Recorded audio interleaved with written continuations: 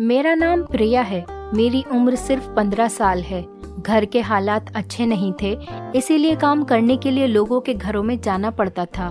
फिर मैं बहुत अच्छे घर में काम करने लगी, जिसकी मालकिन का नाम सुनीता था।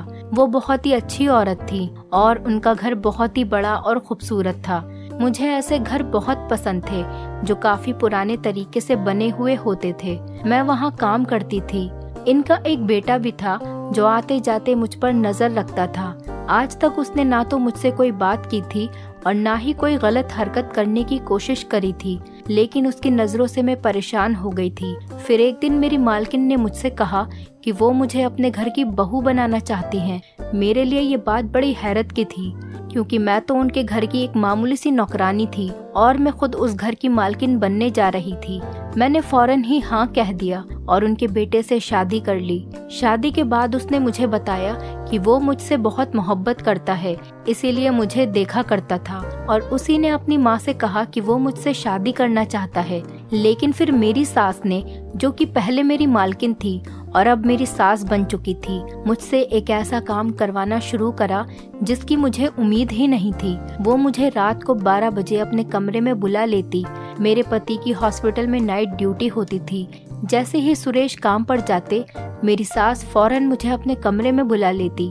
दरअसल वो मुझसे अंधेरी कोठरी बनवाने का काम करा रही थी।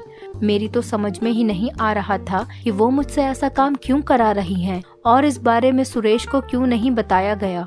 लेकिन मरता क्या न करता, मैं उनका काम करती रहती। काम इतनी मेहनत का था कि मुझे जल्दी ही थकान होने लगती। जब मैं पूरी तरह थक जाती तो मेरी सास मेरे लिए शरबत बनाकर लाती, पर मुझसे कहती कि इसे पी लो, तुम्हारी थकान खत्म हो जाएगी। मैं वो शरबत पी लेती थी तो फौरन ही मुझे नींद आने लगती और मैं सो जाती। जब मेरी आँख खुलती तो मेरे पास मेरी सास आती और मुझे पैसे देकर कहती कि ये रख लो, ये तुम्हारी मेहनत की कमाई है। लेकिन ये बात किसी को नहीं बताना, यहाँ तक कि अपने पति सुरेश को भी नहीं। धीरे धीरे मुझे शक होने लगा कि शरबत पीने के बाद मुझे नींद क्यों आने लगती है। मुझे पता ही नहीं चल पाता कि मैं कब कहाँ कैसे सो गई। एक दिन मैंने शरबत पीने से पहले अपने मोबाइल का कैमरा ऑन कर दिया और फिर वहाँ पर जो हुआ वो देखकर मेरे कदमों तले जमीन निकल गई, क्योंकि मेरी सास ने मेरे बेहोश होने के बाद वहाँ पर एक नहीं बल्कि 5। मैं अपने माँ बाप की इकलौती बेटी थी और बहुत ज्यादा हसीन थी।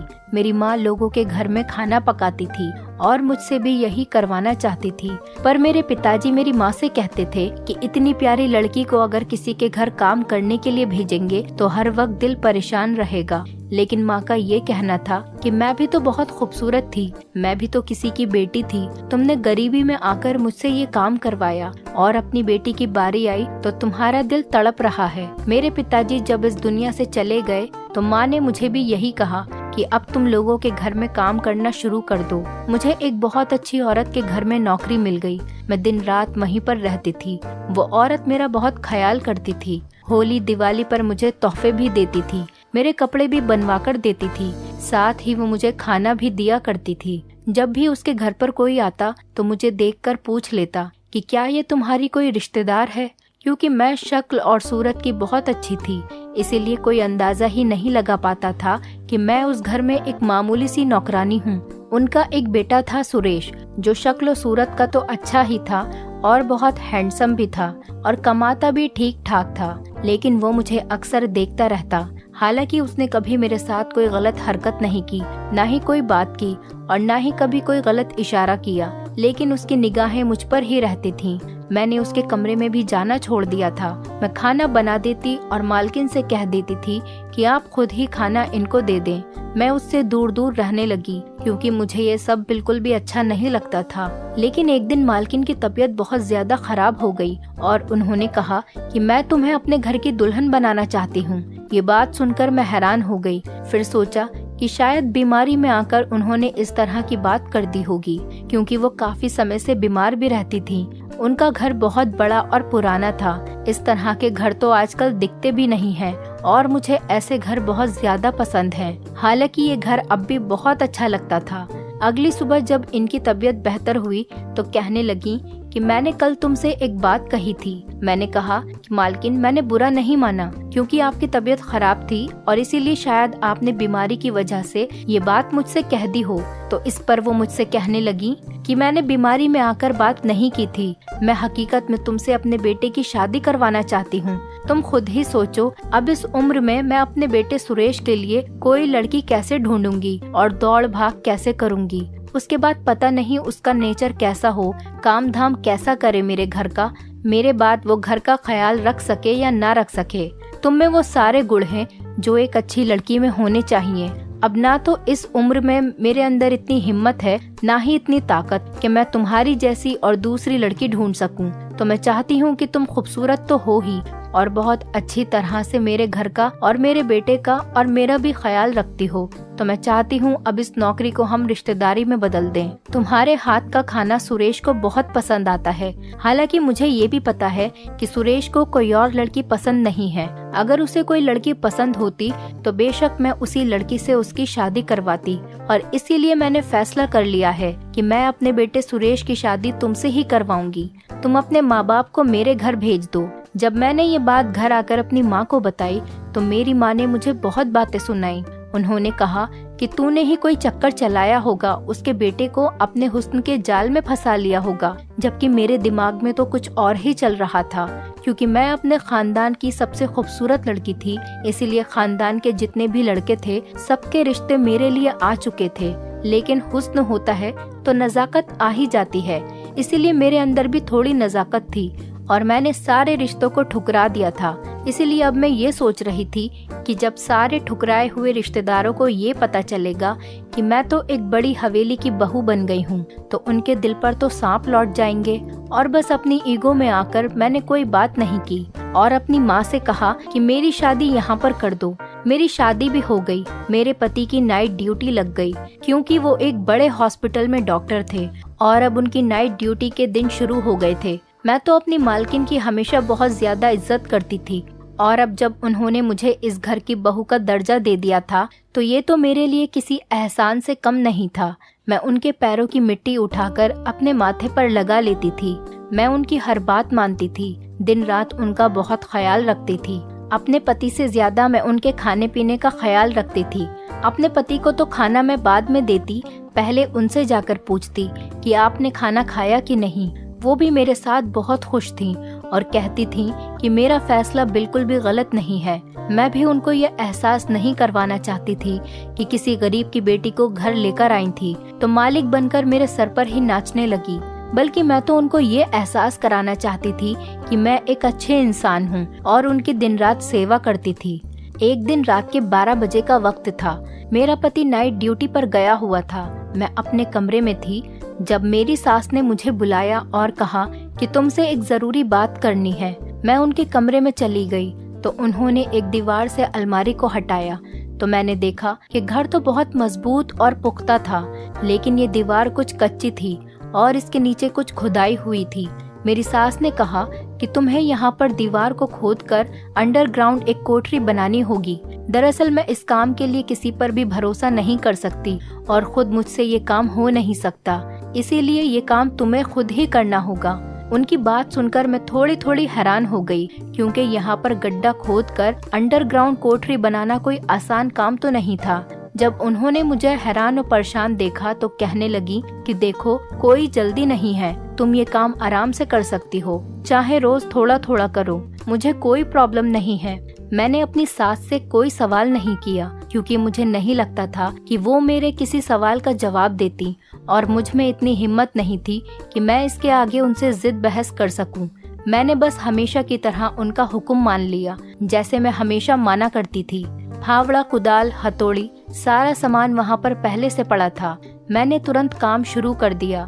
रात के 12 बजे से लेकर मैं सुबह 5 बजे तक यही काम करती रही। काम बहुत मेहनत का था और मैं पसीने से भीग जाती थी। अभी मैं काम में ही लगी हुई थी कि मेरी सास बाहर से आई। मुझे पता ही नहीं कि वो कहाँ से आई हैं। बस उनके हाथ में शरबत का एक गिलास था। सास के हाथ में ठंडा ठंडा शरबत देखकर मेरे मुंह में पानी आ गया। मेरी सास ने कहा कि आज के लिए इतना काम काफी है, ये लो शरबत पियो। मैंने वो शरबत जैसे ही पिया, उसके बाद मुझे होश नहीं था कि मैं कहाँ थी।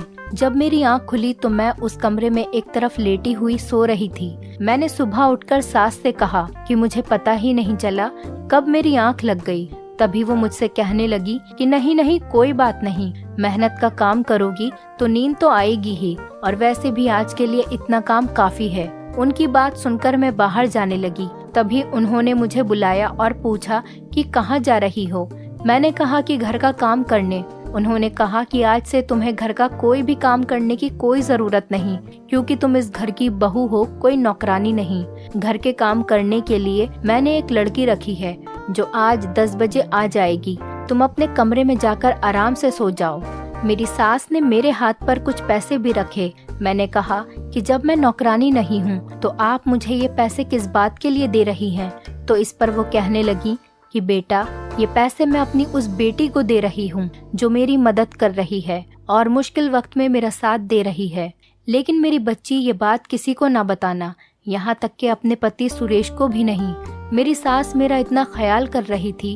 वो चाहती तो मुझसे सारे घर का काम करवाती, लेकिन मेरे आराम के लिए उन्होंने नौकर रख लिया, जबकि मैं खुद एक नौकरानी थी। और आज कोई और मेरे लिए काम करने वाली आ गई थी। इससे बड़ी और क्या बात होती। मैंने उनको कहा कि मुझे पैसे नहीं चाहिए माँ, और ये बात मैं किसी को भी नहीं बताऊंगी। लेकिन मेरी सास ने वो पैसे दे दिए और कहा, इससे अपने लिए जो तुम्हारा दिल करे तुम वो खरीद लेना, कपड़े, जूते, खाने पीने की चीजें, और अपनी माँ को भी शॉपिंग करवा देना, वो भी खुश हो जाएंगी। मेरी सास किस कदर की अच्छी इंसान थी। मेरे दिल में उनकी इज्जत दिन ब दिन बढ़ती जा रही थी। पैसे लेकर मैं कमरे में आ गई। पैसे गिने तो 20,000 से ज्यादा थे। इतनी तो मेरी तनख्वाह भी कभी नहीं थी। इसके बाद मैं आराम से दोबारा सो गई और मुझे बहुत अच्छी नींद आई। मेरा पति दोपहर में आ जाता था और मैंने उसको ये बात नहीं बताई, लेकिन उसने नोट कर लिया कि मैं काफी थकी थकी लग रही हूँ। मैंने कहा कि बस ऐसे ही, मैं तो आराम करके थक गई हूँ, क्योंकि माँ ने मेरे लिए घर में नौकरानी रखी है। टाइम इस घर में कैसे गुजरेगा? मेरे पति ने कहा कि इस घर में जल्दी ही छोटे मेहमान आ जाएंगे, तो फिर तुम्हारा वक्त अच्छे से गुजर जाएगा। लेकिन मुझे सास की बात याद आ गई। उन्होंने कहा था कि मुझे कोठरी बनानी है, और ये बनाना कोई आसान काम नहीं था, और 2-3 हफ्ते का काम भी नहीं था। इसमें तो बहुत वक्त लग रहा था, और मेरा पति ये चाहता था कि मैं माँ बन जाऊं, तो फिर मैं काम कैसे कर सकती थी। इसीलिए मैं बहुत परेशान हो गई और अपनी सास के सामने जाकर ये बात मैंने उनको बता दी। तो इस पर वो मुझसे कहने लगी कि तुम इस तरह बिल्कुल मत होने देना, मैं तुम्हें एक अच्छे डॉक्टर का नंबर देती हूँ, डॉक्टर तुम्हें अच्छा मशवरा दे देगी। मैंने उस डॉक्टर से बात की और फिर उसकी बात मान ली। मेरी सास यही चाहती थी कि मैं अभी बच्चा पैदा ना करूं, जब तक कि कोठरी का काम पूरा ना हो जाए। मेरे लिए भी फिलहाल ये काम बहुत जरूरी था, क्योंकि ये मुझे मेरी सास ने दिया था। फिर अगले दिन मैं अपने माँ के घर गई। उन्हीं पैसों से उनके लिए बहुत सारे गिफ्ट्स लेकर गई। तो वो कहने लगी कि अब तुम सच में बड़े खानदान की बहू लग रही हो। मैंने उन्हें ये नहीं बताया कि ये पैसे मेरी मेहनत के हैं। फिलहाल मेरी माँ भी खुश हो गई थी। मैं बहुत ज्यादा थक जाती थी, मेरे जिस्म में बहुत दर्द होता था, लेकिन फिर भी मैं ये काम कर रही थी। रोज मैं ये काम करती थी। मेरी सास जब मुझे बुलाती तो मैं सच में बहुत गहरी नींद में सो जाती थी। मेरी आंखें खुलती तो मेरी सास बहुत ज्यादा खुश होती थी। वो मुझे पैसे देती थी कि उनके पास रोज अपने लिए भी पैसे होते थे, और वो पैसे किसी अलमारी से या अपने पर्स से निकालकर मुझे नहीं देती थी, बल्कि उनके हाथ में पैसे होते थे। उसमें से थोड़े पैसे वो मुझे दे देती और बाकी अपने पर्स में डाल कर रख लेती। दिन इसी तरह गुजर रहे थे। शुरुआत में मुझे ये सब काम करने में बहुत मुश्किल होती थी, लेकिन अब धीरे धीरे मेरी थोड़ी आदत पड़ गई थी। एक दिन मैं अपने पति के साथ में बैठी थी कि अचानक मुझे मेरे पति के चिल्लाने की आवाजें आने लगी। थोड़ी देर बाद मैंने महसूस किया कि मेरा पति मुझे झंझोड़ कर उठाने की कोशिश कर रहा था और मैं जमीन पर पड़ी थी। मैंने उठकर उसको देखा और पूछा कि क्या हुआ था, तो वो मेरी शक्ल देखने लगा और कहने लगा कि तुम मेरे साथ बैठी हुई नाश्ता कर रही थी और अचानक से तुम बेहोश हो गई। मैं तो डॉक्टर को बुलाने ही वाला था कि तुम्हें इतने में होश आ गया। मुझे ये बताओ कि कोई मसला तो नहीं है? क्या करती रहती हो तुम दिन भर? इतनी कमजोर होती जा रही हो। मैंने कहा कोई बात नहीं है। मेरी सास ने कहा था कि इस बारे में अपने पति को कुछ भी नहीं बताना, इसीलिए मैंने अपने पति को भी नहीं बताया। लेकिन अब इस काम से मैं तंग आ गई थी। ठीक है कि मैं शादी से पहले उनके घर पर नौकरानी थी, उन्होंने मुझे सर का ताज बनाया, लेकिन अब तो मैं इस घर की बहू थी। अब ये काम किसी और से भी तो करवा सकती थी। इससे तो अच्छा था कि वो मुझसे सारे घर का काम करवाती। काम करने की आदत थी, पर इस तरह तो वाकई मेरी सेहत बहुत खराब हो रही थी। आंखों के नीचे काले गड्ढे पड़ रहे थे और मेरी सास की हरकतें मुझे शक में डाल रही थी कि मेरी सास मेरे लिए शरबत क्यों लेकर आती थी और मुझे शरबत पीकर ऐसे नींद क्यों आ जाती थी जैसे मैं बेहोश हो गई हूँ। मुझे कुछ याद क्यों नहीं रहता था। मुझे अपने कमरे में भी जाना याद नहीं होता था। मैं उनके कमरे में ही सोफे पर गिर के सो जाती थी और सुबह वापस अपने कमरे में आती थी। मेरी सास ने मेरे लिए बहुत कुछ किया था, लेकिन मुझे फिर भी ये जानना था कि वो मुझसे अपने ही घर में कोठरी क्यों बनवा रही थी।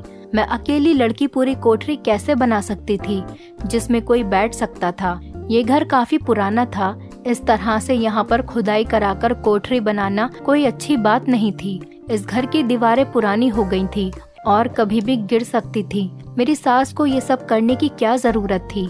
मेरी सास ने तो मुझे बच्चा पैदा करने से भी मना कर दिया था और मेरा पति बच्चे के ख्वाब देख रहा था। वो मुझसे कहता था कि बच्चा पैदा करना है ताकि इस घर में एक छोटा नन्हा सा मेहमान आ जाए, हमारी जिंदगी शुरू हो जाए।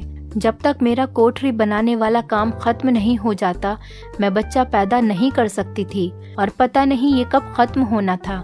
मैंने सुना था कि पुराने जमाने में जब लोग इस तरह का काम करते थे तो उन्हें कई साल लग जाते थे। अगर वाकई ऐसी बात थी तो क्या रोज मुझे इतनी ही मशक्कत करनी थी। मैं इतनी बुरी तरह से पसीना पसीना होकर थक जाती थी। मेरी हालत बहुत बुरी हो जाती थी।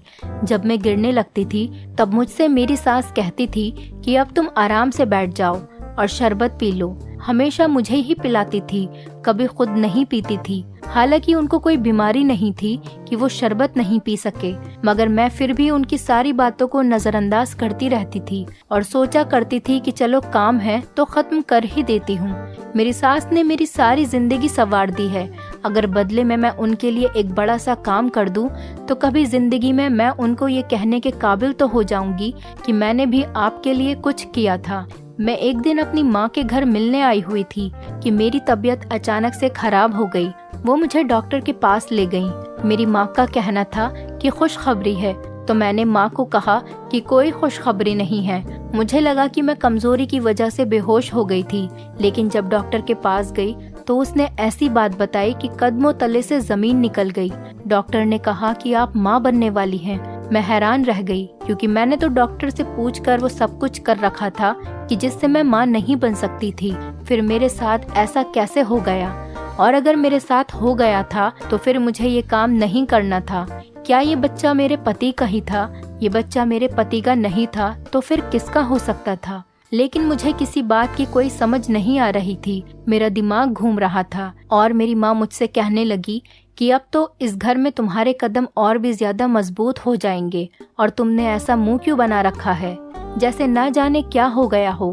तो मैं माँ से कहने लगी, माँ ऐसी कोई बात नहीं है, बस ऐसे ही थोड़ा घबरा रही हूँ। इस पर माँ ने कहा कि कोई बात नहीं है, सबके साथ ऐसा होता है, पहली बार की बात है, दूसरे बच्चे में आदत हो जाएगी। मुझे कुछ समझ ही नहीं आ रहा था कि पति को क्या बताऊं और घर में अपनी सास से क्या बात करूं। इसके बाद मैं अपनी माँ की घर से अपने घर वापस आ गई।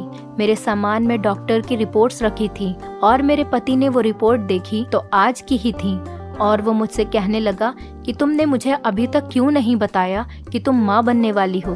तो मैंने उनसे कहा कि आज की ही तो है, कौन सा महीना भर पुरानी है। ये बात सुनकर वो बहुत खुश थे।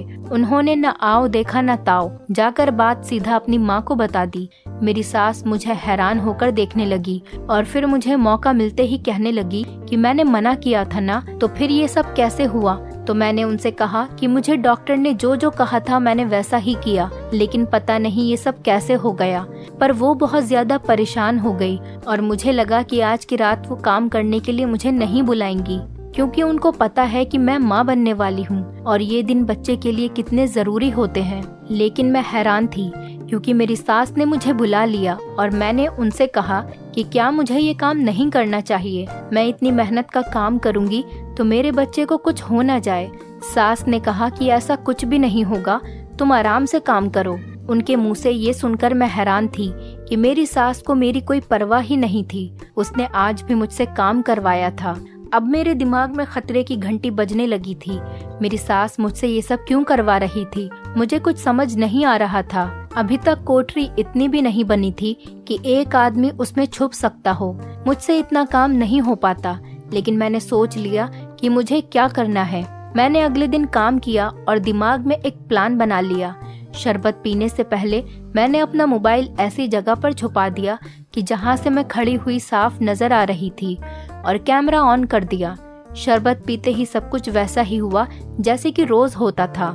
मैंने अपना फोन बातों बातों में वहां से उठा लिया और उनको पता नहीं चलने दिया, और फिर मैं उनके कमरे से चली गई। मेरा दिल बुरी तरह से धड़क रहा था कि पता नहीं फोन में क्या रिकॉर्ड हुआ होगा। मैं अपने कमरे में आ गई और दरवाजा बंद कर लिया। पति तो वैसे भी घर पर नहीं था। फोन की वीडियो प्ले करते हुए मेरे हाथ कांप रहे थे, क्योंकि कुछ न कुछ गड़बड़ थी। इस बात का तो पता चल गया था। वीडियो में देखा कि जैसे ही शरबत का गिलास मैंने पी लिया, मैं चक्कर खाकर जमीन पर गिर गई। मेरी सास ने मुझे ऐसे घसीट के साइड में किया जैसे मैं इंसान नहीं कोई बोरी हूँ। फिर वहाँ पर एक आदमी आया और उसने मेरी सास के साथ कोई बात की। मैं इस सूरत में सोफे पर बेखबर पड़ी थी। फिर उसने मेरी सास को पैसे दिए और कोठरी की तरफ देखा। वो आदमी वहाँ से चला गया। मुझे समझ नहीं आ रही थी। उस आदमी को मैं जानती भी नहीं थी, इसीलिए मैंने ये बात अपने पति को बता दी। तो मेरा पति ये सुनकर बहुत हैरान हो गया। मैंने उसको वो वीडियो भी दिखाई। वो उस आदमी को भी जानता था।